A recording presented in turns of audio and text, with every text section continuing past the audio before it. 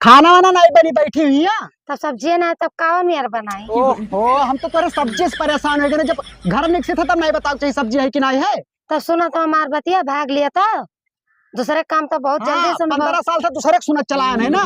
घर के कमा कोनो कहा तो हाली निकल लिया था। भागो काका आई के बैठी हुई। आओ काका। काहे लड़त हो भैया दोनों पर अरे आने। काका इनके मेहरारू के छछंद नहीं पसंद है हो। अब का करबो, ये तो भैया जन्म जुकातर से चला आवा है अब चीजिया। बताओ कल से सब्जी वरान है। अब भाई हजूल पूछन की सब्जी अब खनवा नहीं बनी तब कहते सब्जी ही ना है। बताओ हाँ वो पूछो हो तो बताई न होई, अपने मर्जी से ना बताई। नहीं बतावत हो। ये हो नहीं सकत ना।